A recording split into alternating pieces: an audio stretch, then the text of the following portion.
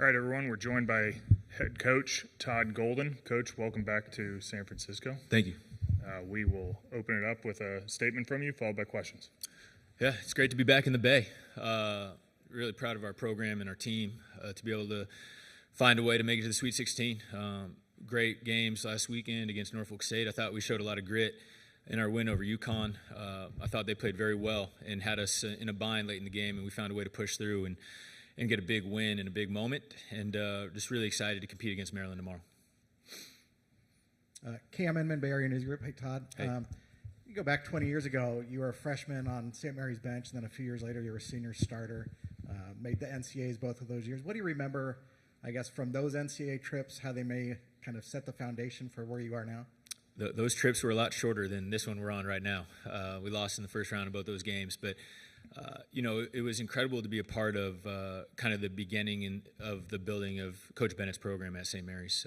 That first tournament team you referenced was his first tournament team. I think that was in his fourth or fifth year after he had kind of just completely flipped that program from a 2-win program to 25 wins I think we had in our first NCAA tournament year. And, it was great to experience that. But even better, my senior year because I was playing and actually impacting the results of the games. And, a big part of who I am as a coach, came from my time playing for, Coach Bennett and Coach Kyle Smith, and just incredibly grateful to be able to have that experience with them. Hi, Todd. What's up, Janie? Nice to see you. Great to see you, Janie too. McCauley from AP. You had 3 guys up here a minute ago, and they said that they don't bring up your playing days too much, or you don't either, because there's so much razzing that goes on. But it also meant a lot to them to sort of see USF yesterday and Original Joe's and some places that were part of your journey to get to Florida and this level. What's that been like for you to be back and take them to a few places like that? It's been amazing. When the bracket came out and we saw that we were the 1 seed in the West, and obviously you see that the regionals in San Francisco, you can't help but think about how awesome it would be to be able to experience that. But there's 2 games before that, that you have to find a way to advance. And, once we were able to get past UConn on Sunday, it kind of all hit me and Megan and her family that we'd have a chance to come back to the Bay Area. And, just landing in San Francisco yesterday and, just kind of driving back through the city, I had to pinch myself a little bit. And it was a full circle moment going back to San Francisco and seeing, Chris Gerlifson and all those guys. A couple of them had worked with us at Florida and had been hired back here at San Francisco. And seeing some really great old friends there was amazing. And then, to cap it with OJ's last night, the Dugans did an incredible job hosting us, and it was just a remarkable experience. Our guys really enjoyed it. I think it's an experience that a lot of these guys haven't had, being able to come all the way west and be in a great city like San Francisco. We actually went down to Chrissy Field and saw the bridge this morning, and we're trying to soak it all up the best we can while maintaining our focus. But it's been a great trip so far. Was it hard to get that size group into Original Joe's? Initially it was, I heard yes. that, and that's the one in Daly in North Beach. No, we went to North Beach last night. Okay. Yeah. And yeah. Are your parents coming in from Arizona? Yeah, my dad's here. Him and my sister got here this morning. Okay. Yeah. Thank you. Yeah, it's great to see you. Todd, Ron Krojcik from the San Francisco Chronicle. Welcome back. Thank you. You mentioned Randy and Kyle. Any specific examples of lessons you learned from them that have helped you on your coaching journey? Yeah, too many to count. Highlight. Yeah, a couple. Well, I think the best thing that I learned from those guys was really just kind of mental and physical toughness. I think coming to St. Mary's, I got there when I was 17, I just turned 18 when I got on campus. I was weighing 150 pounds and probably had an irrational level of confidence, when I arrived in terms of being able to impact. And Coach Bennett made it very clear quickly that, it wasn't going to be easy and that I had my work cut out for me. But I think the big lesson, playing for Coach Bennett was, that his program was a meritocracy. And I walked on originally, and he didn't care. He wanted guys that were going to help him win games, regardless of what our scholarship status was or, our height or weight, whatever that was. And that gave me an opportunity to break into the lineup, as a redshirt sophomore. And, both him and Kyle, are 2 of my biggest mentors, with Bruce being the other one. And, a lot of the things we do in our program at Florida, mimic and copy kind of what we did at St. Mary's, and just in terms of it being a meritocracy, using analytics to drive a lot of the decisions we make, and not worrying about rankings and things of that nature when recruiting. Just finding guys that have great attitudes, great work ethics, and most importantly, want to be at the University of Florida. Coach Bennett used to get on me about playing fantasy baseball. That was something that he would always get on me about. Kyle would always challenge my toughness and make sure that I was competing the right way. But I look back on those times incredibly fondly, and a big reason as to why I've been able to get where I am today. Hey, Todd, Matt Lively, CBS Sports Bay Area. I just quizzed some of the guys in the locker room about your St. Mary's stat that you once held as the all-time leader in free throw percentage. They were surprised by that. Do you think it is time to brush out some of the highlights and show them who their coach is? Well, there's not that many highlights, but we could, the free throw percentage is one. I have one game to pull back on my senior year when we played Gonzaga. I went 6 for 6 from 3, and we won that game in overtime. And that was an incredible moment.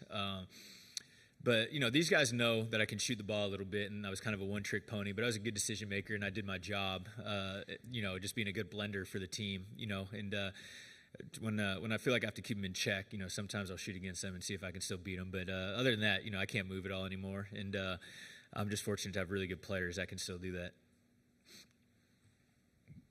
All right. Hi, Coach Lane Higgins from the Wall Street Journal. I wanted to ask you about Walter's path to Florida, just because he had a very unusual recruitment. He had all these offers for football and ultimately abandoned them to pursue basketball. Can you kind of speak to his development and, what that sort of says about him as a person, and that he did take that huge bet on himself, even though probably the safer route was to go and, be a college safety? Yeah. Well, if you know Walter, his level of belief in himself as well as his teammates and kind of everything he does is at an incredibly high level. And I didn't know Walter really until after his sophomore year at Iona, but kind of learned about him in my first year as a coach at Florida, and getting to know him now. I can totally understand why he was willing to kind of make that plunge and make that jump in terms of sticking with basketball, even though he wasn't heavily recruited. He loves the game. He really understands it. I think he's got an incredible mind for the game of basketball, and it's what he's passionate about. And that, if you know Walt, you understand, passion is kind of what drives him in all facets, whether it's his beautiful daughter, whether it's, being back in the state of Florida, whether it's leading our program, back to national prominence. He takes a lot of pride in those specific things, and when we got to know him, and his mother Sheree and their family on his recruiting visit, we knew he was special, in terms of the way he carried himself and his attitude and his mentality.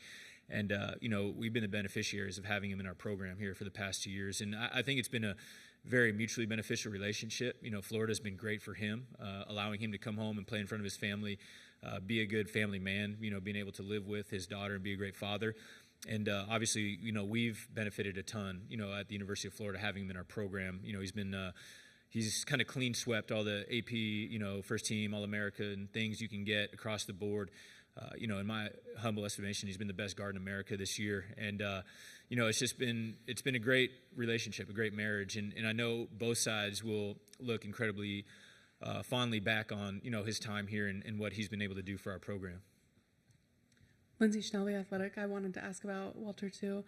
Kevin Willard came in here earlier and said that Walter reminds him of Steph Curry because of his ability to shoot off the dribble. Do you agree with that comparison, or do you think there's a different NBA player that he reminds you of? I think Walt is you can pull a lot of similarities, from his style of play to NBA players. Obviously, the way he shoots the basketball, it's especially to people in the Bay, it might sound crazy to compare him to Steph, right? I mean, he's won a ton of NBA championships and MVPs, but from a college version, I think it's applicable, to say that he's similar to Steph. His off-balance shooting, his ability to get his shot off, at different times, and just his confidence to let it fly from deep. I think those things are very, very similar to compare to Steph. I think he plays a lot like Jalen Brunson as well, just kind of the way he can handle the ball, but get off it and get the ball back and be a playmaker, decision maker. He's done a great job setting up his teammates all year, and he's just turned into a really complete player, especially on the offensive end, and he's done a great job leading our team all year. Hi, Todd. Chris Alvarez from ABC7 here in San Francisco. Welcome hey, back. Thank you. One real quick one. What's your favorite meal at Original Joe's? It's hard to say. The Panela vodka I love. I went with the prime rib last night. Being here in San Francisco, that you can't go wrong. Yeah. And the follow-up question, but more related to basketball. Obviously, you played in this tournament, center stage. and now you have players. What's the difference like between being a player, realizing the dream, and now seeing as a coach and watching these guys live out their dream and try and get to where you guys want to go eventually? Yeah, I think as a coach, you have a much better understanding of how quickly it can end. I think as a player, you get to Selection Sunday. For us, obviously won the SEC championship this year, so we're just finishing a game. We're flying back home, and you have that rush of excitement when you figure out what your seat is and where you're headed. You wake up the next day and you're practicing, and if you're not on your stuff and you don't play well, you can go home and your season's over on Thursday. And it just as quickly, as the excitement comes of making the tournament, it can be gone. Unfortunately for us, we were able to get through the first weekend, but as a coach, that lingers in the back of your mind. You want to make sure you allow your players in your program to enjoy it the most you can, but at the same time, can't take anything for granted in terms of the opportunity, because it can be gone just as quickly as it's here. And I think that's what we've tried to balance with our staff in terms of what we're articulating to our players is like, we got to enjoy this, but at the same time, we just can't slip. We can't let it anything be taken for granted, because as I said, you can be going home if you don't play well. Todd, what does it say about the guys that they can be this jokester group, which that they describe themselves that way, but also just balance that and bring it when the ball goes up? And is that part of the reason that they're doing so well? Yeah, I believe so. I think we have great talent on our team, really from top to bottom. But the 9 that are playing right now are all very talented players and all do different things well. But I think the separator for our team is what I call our team talent. The way our guys play together, the unselfishness, their willingness to support whoever's night it is. One guy can be hot, and we have no bad body language. We have nobody, just disappointed that it's not them, and that's really why we've been successful and so consistent all year, I believe. And the 3 guys that you guys were just spoke to, our senior leaders, do a great job of kind of keeping the environment light and making sure that we don't, get too just tight in the moment. But at the same time, understanding when it's time to practice and it's time to game plan, it's time to scout, that we got to make sure we approach it with the right level of sincerity. So they've been amazing. I certainly don't take them for granted. It's going to be a bittersweet day. When we finish up and they move on, and it's going to be tough to replace them. But they're a unique, special group, and those 3 leaders are a huge reason as to why we are where we are right now. And will Randy and Kyle have to ask you for tickets? Are you going to be able to see them? I mean, Kyle should be here any moment. He's coming over to practice, okay. So you can ask him. And I'm going to blow Randy up real quick. I asked him if he's going to come to practice for the game. All he texted back was "Portal, thanks." So I think he's going to be working over these next couple of days, and I'm not sure we'll see him. But if he hits me for a late ticket request, I'll make sure that we find a way to get him in the building tomorrow. Is that kind of strange, though, that your 2 mentors might have to ask you for tickets? I don't know if it's strange. I think it's. If nothing else, it's a credit to them. As I've said, a lot of what we do in our program mimics and mirrors what Randy's done at St. Mary's for the last 25 years and what Kyle's been able to do, whether it be at Columbia, San Francisco, Washington State, now at Stanford, making the ACC semis. They should have beat Louisville. Bad break at the end of the game. They won 20 wins. I mean, he's one of the best coaches in America. And I think, our ability to implement a similar program at a place like Florida has led us to having the success we've had. Todd, how would you reflect on both the swiftness of your journey, 6 years as a head coach to be in this position, and what this year has been like, sort of the tumult of this year with some of the off-court stuff you've dealt with? If you could sort of reflect on both of those. Yeah, I've been fortunate to be able to play for and be a part of incredible programs my whole life. It started in high school. I played for Dan Mannix, who is a Hall of Fame head coach in Phoenix, Arizona. Won over 500 or 600 games, and really instilled a level of toughness in our program then. And, as I've said a bunch, playing for Randy and Kyle at St. Mary's, just a winning program, where you learn that there's no shortcuts that can be taken. And you got to, just have a level of consistency in your approach to be successful. And then working for Kyle at Columbia and getting to work for Bruce Pearl at Auburn, that was a big turning point in my career, because Randy and Kyle operate a lot differently than Bruce, and it proved and showed to me that you can, there's different ways to skin a cat, for lack of a better term, in terms of running a successful program. And we take, a little bit from each of those buckets in doing what we do. But I've learned very quickly that you got to surround yourself with great people, both on your staff and the players in your program. And I think we've been able to do that in the 3 years we've been at Florida. And, in regards to your next question, we've just kept our head down and focused, and we haven't let, some of the outside attention disrupt us and take us off our path. I'll continue to handle some of those situations after the season's over. But for now, we're continuing on winning basketball games and trying to make it to the Final Four. We've got time for one more in the back. Rocco. Todd, good to see you. Rocco Miller, bracketshere.org. I got to start real quick. Last time you coached in San Francisco, it was a tough one on senior night against Gonzaga. How eager are you to get that taste out of your mouth tomorrow? Yeah, most teams that play Gonzaga have rough endings, so that wasn't anything too crazy. But, it's more about, again, just coming back here and having an opportunity to bring our program back to the Bay in an incredible, opportunity against another East Coast team. My hope is that our fans will travel well. I think we'll have a lot of Bay Area support here tomorrow, both from the city and then from the other side of the bridge in Moraga and the East Bay coming over. And my hope is that they'll give us a little extra jolt of energy, in this game tomorrow, because Maryland's a great team, and Coach Willer's done a great job. They're freaky talented. Watching it on tape, really impressed by their players and the way they play. And similar to us, they had a tough game in Game 2. Colorado State had them on the ropes, and they made some big plays down the stretch. That drive finish that Queen had over Morton, kind of off-balance floater off the top of the glass, was an amazing shot. And sometimes you need to catch breaks like that to make deep runs. And, I think both teams kind of come into this game feeling like a little fresh and like we got nothing to lose. So it should be a great game tomorrow, and, we're excited to be back here. Yeah, and a quick basketball follow-up on that. I know typically you guys aren't big on doubling the post. With Queen and Reese presenting themselves as, beasts down there in your awesome front court, you're going to stick with probably not doubling the post. And then also on the flip side, they run a lot of drop with Reese. Are you prepared for both drop and hedge? How do you see that on that side of the court? I'm not going to give you too much on that first one because I assume somebody from the Maryland program will watch this and see what I have to say. But we know that we have to throw some different looks at him. I'll say that. I think Derek Queen is one of the most talented players in college basketball. The way he can play with the ball in his hands. He has incredible ball handling skills, great feel, great touch around the rim. And Reese is just a very physical specimen, great finisher, with that right shoulder jump hook, does a great job. The game seems like it comes easy to him. He just doesn't ever look like he's expending so much energy, but he's always making great plays. Both those guys are great players. As for the defensive side of the ball and their angle, definitely prepared for drop. I think that's pretty consistent in the way they play. They do a great job using their size and length around the rim.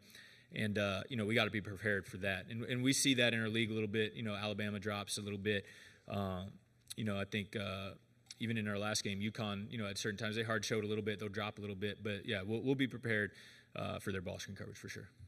Coach, thanks for your time. Good luck this week. Yep. Yeah, Kevin Brockway, Gainesville said, Walter, Kevin Willard just made a Steph Curry comparison, and I don't know if you've heard that before, but just your thoughts, and were you a Steph Curry fan at all growing up, and what does it mean to be kind of in the house that Steph built to here in San Francisco?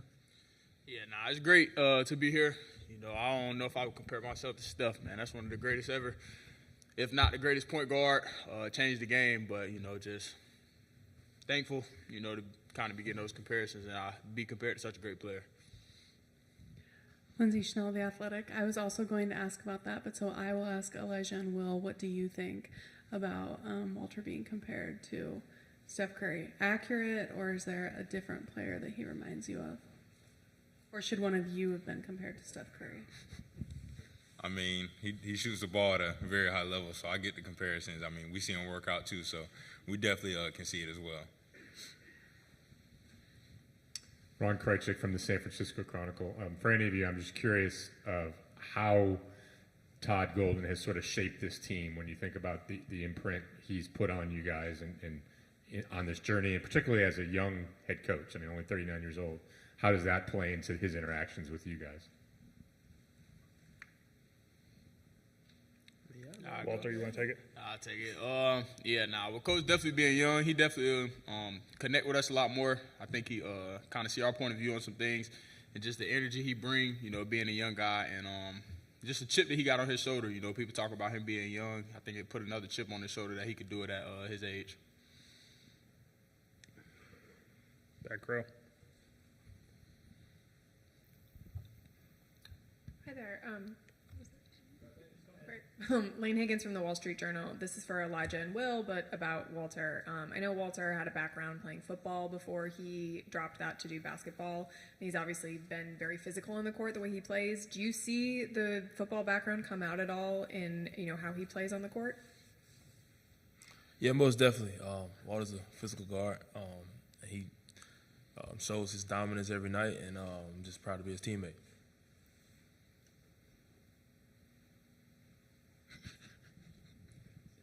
Yeah, Edgar Thompson, the Orlando Sentinel. It's for all three of you guys, but if I could start left to right, please. Will, talking to Todd recently, was just talking about how he's kind of a culture guy. Like he's really helped build this culture. And then in with you, Will, please. But came in before the two of you. How has he kind of set the tone for what's been happening here? And then when it gets to you, Will, could you talk about just kind of how your approach to kind of trying to do that for this program? Yeah, Will was, it's been talked about. Will was the first guy that Golden got here. Whenever Golden got here, he recruited and committed. So just he knows what the coaches have wanted, just being here for a couple more years than me and Lodge. He knows what the coaches want. He knows what's expected out of everybody. And I think just Will, personally, he got some goals for himself and for the team so that he just takes it to another level every day of pushing everybody. What's your question again?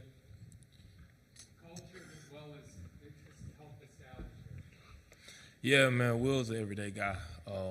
He's a leader. He comes in with a smile every day, and sometimes that's all you need. Yeah, for me, I feel like just being the first one here, like I know what the coaches are expecting.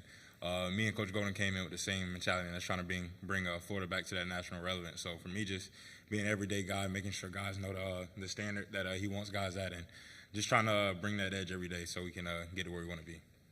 Go, Chris. Hi, guys. Chris Alvarez from ABC7, local here in San Francisco. This is for all of you. You can answer it any way you want. But I saw a report that you guys practiced at USF yesterday, and Coach was trying to get you guys a reservation, I think at Original Joe's for dinner. So just kind of your experience at the school and how dinner was last night.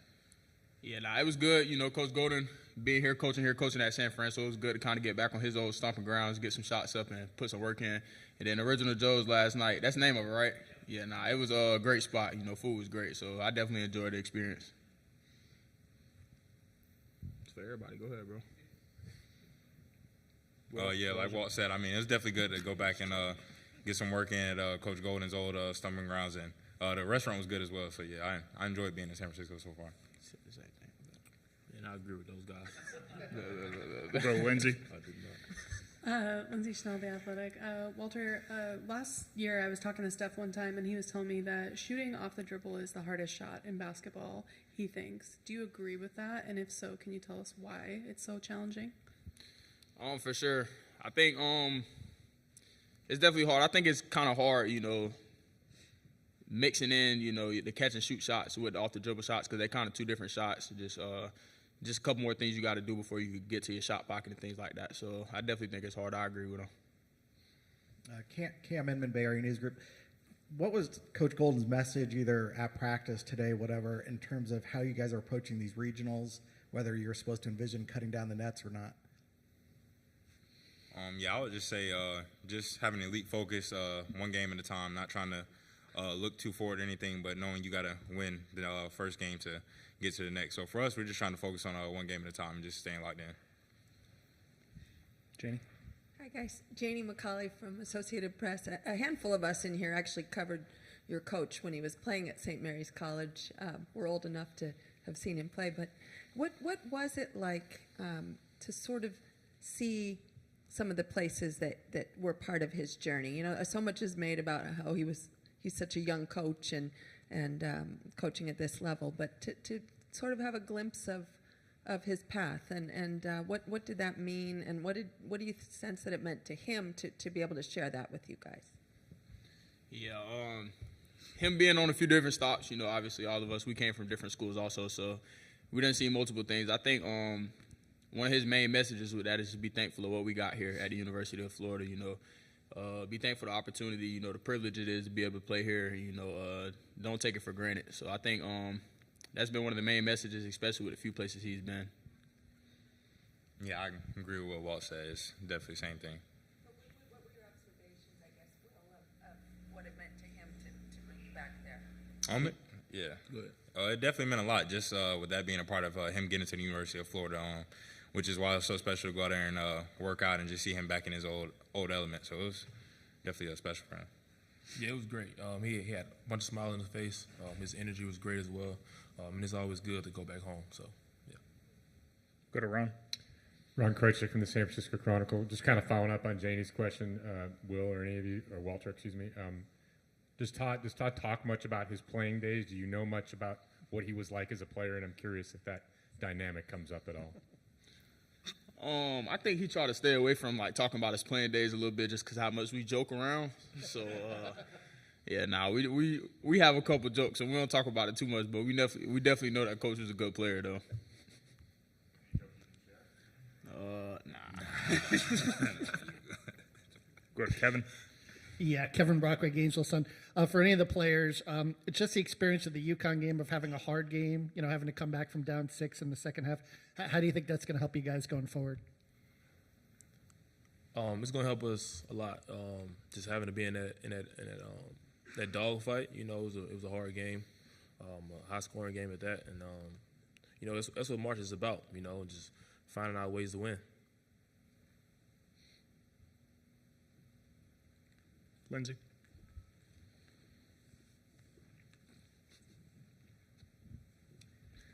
Walter, you have on your bio that video games are your secret talent, but I heard that last weekend Elijah smoked you in 2K.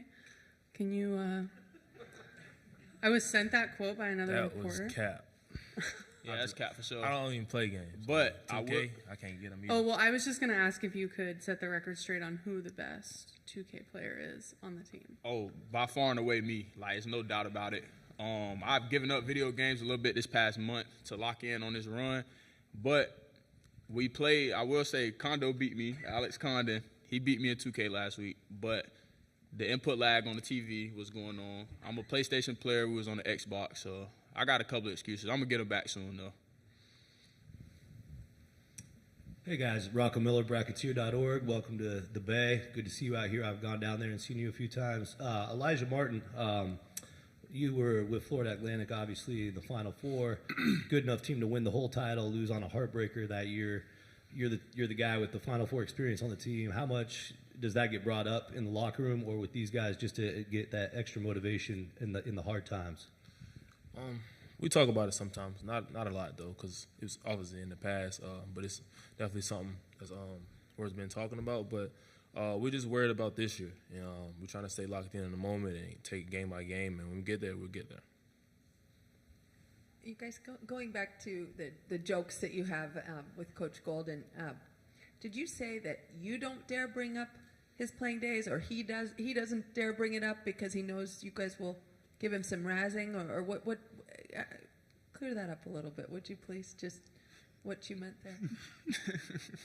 We joke around a lot. He probably don't try to. I mean, we talk about it sometimes, but he don't bring it up much. Basically. Okay, but him. So you said he was a great player. Mm-hmm. What does he get in on practices and show you that, or have you seen his film, or what? How do you know those things? Yeah, he put up shots with us sometimes. And he gets in like passing to the bigs and things like that. So we see a couple of the skills. Okay, and Will, does he dish it back out to you guys? This good-natured banter or whatever you might call it? Not to the level that we joke around with him, but he definitely try to go a little bit with us. But we at a different level when it comes to joking. Okay, what's the best one you've gotten him on? I guess Elijah. I don't even know. But definitely the whole team was probably laughing, so it was a good one, I guess. Mm-hmm. Further questions from the room? Any questions from our Zoom group? Okay, guys, thank you. Good luck this week. Appreciate y'all. Good, thank you.